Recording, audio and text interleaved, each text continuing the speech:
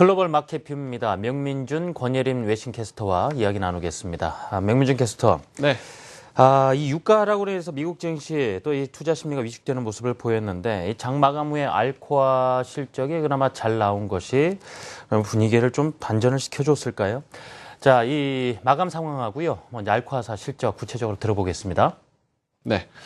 4.7%대 급락. 바로 바닥이 보이지 않는 국제유가 이야기입니다. 특히나 어닝 시즌 개막을 앞두고 국제유가가 오늘처럼 또 급락함에 따라서 시장의 불안감이 켜졌고 뉴욕 증시 또한 하락 마감했습니다.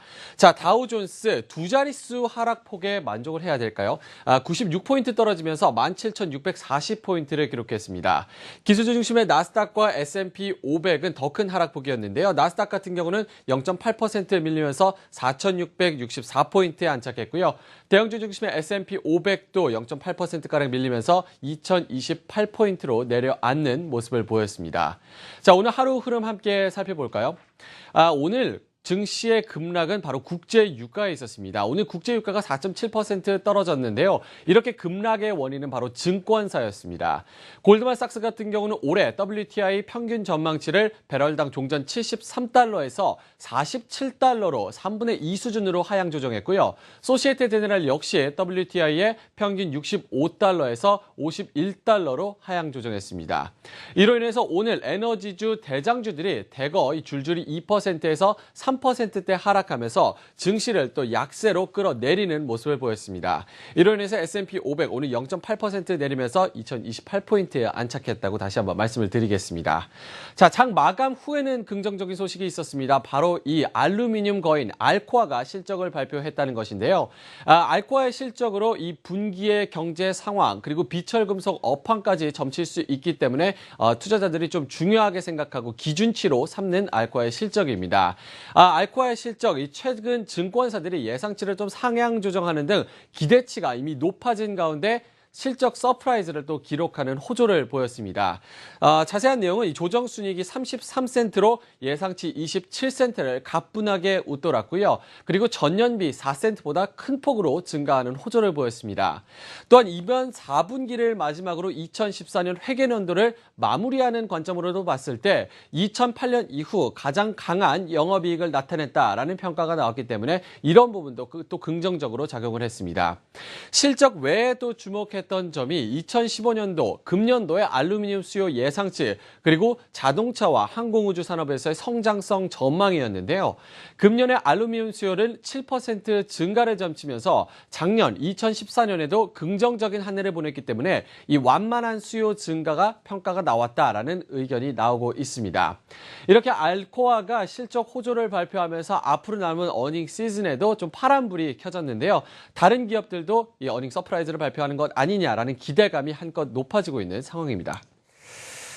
네, 서부 텍사스산 중진료 46달러, 40달러, 40 중반대까지 내려와 있는 상황인데 권예림 캐스터, 이 거래소에서 시장 참가자들 이 에너지 유가를 두고 어떤 얘기들을 나눴던가요? 들려주시죠.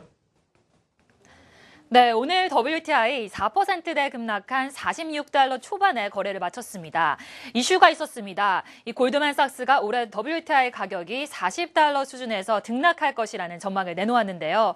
이 미국 현지에서는 오늘 유가 어떻게 바라봤을까요? 이 시카고 선물거래소의 에너지 코멘터리로 먼저 들어보겠습니다.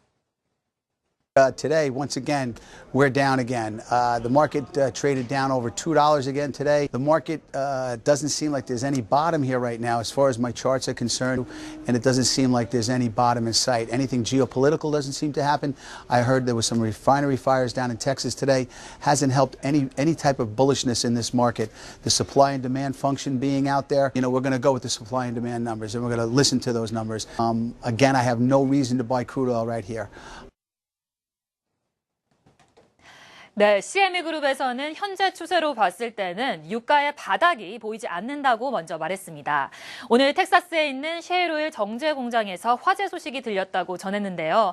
이렇게 공급과 수요 측면에서 봤을 때 시장의 약세만 키우는 분위기라고 말했습니다. 또 CME 그룹은 현재 원유를 매수할 이유는 아무것도 없다면서 이 당분간 유가의 추세를 주시할 필요가 있다고 강조했습니다. 조금 남이지 않나? 자, 명민주 캐스터, 에너지주들 다시 한번 하락을 하는 상황을 맞았겠는데 업종별 움직임하고요. 유럽 증시는 올랐어요. 그 분위기도 전해 주시죠. 네, S&P 500 섹터별 흐름부터 전해드리도록 하겠습니다. 예상하셨겠지만 오늘 가장 큰 타격을 받은 건 단연 또 에너지 업종이었습니다. 3% 가까이 밀리는 모습을 보였는데요. 대장주인 엑손모빌, 코노코필립스, 쉐브론 등이 2%에서 3% 가까운 약세를 보이면서 에너지주의 약세를 이끌었습니다. 이외에도 이 유가 하락에 직접적인 또 데미지를 받는 이 산업주들도 또 0.9%가량 하락했습니다.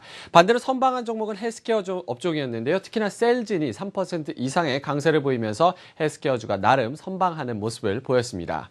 자, 유럽 증시로 넘어가 보도록 하겠습니다. 유럽 증시 오늘 상승 마감했습니다. 특히나 이 CNBC가 ECB가 각국 중앙은행에 ECB 기여분에 기초한 양적 완화 프로그램을 고려 중이다라는 보도가 나온 후에 일제히 상승했는데요. 좀 쉽게 말씀을 드리면 이 각 중앙은행의 납입 자본 수준에 따라서 이 QE 프로그램을 결정하겠다라는 뜻입니다.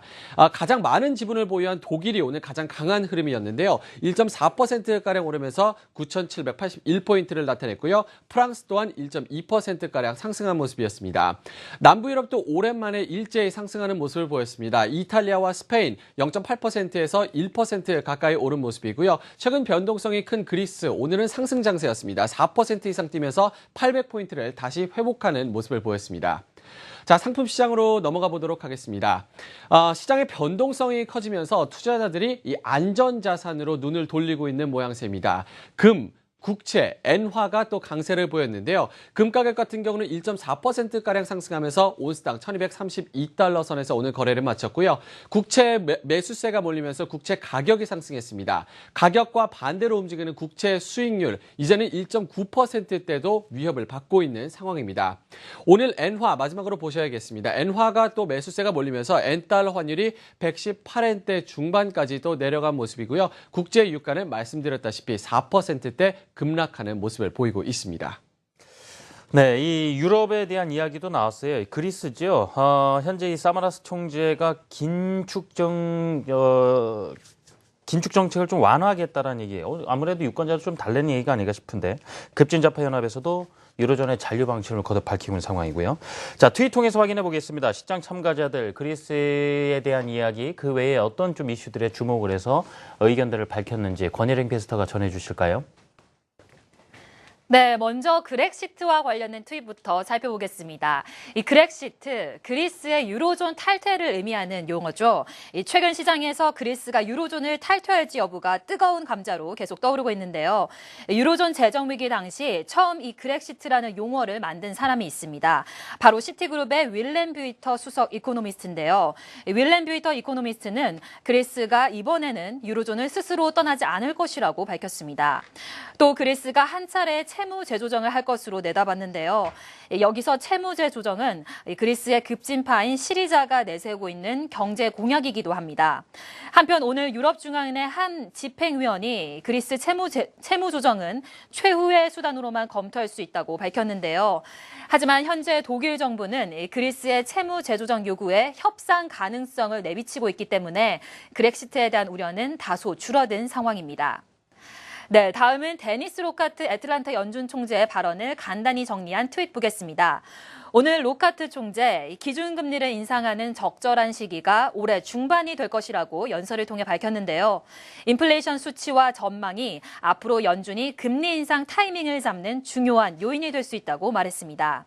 한편 부진한 임금 상승률에 대해서는 수수께끼 같다, 난해하다는 입장을 보였는데요.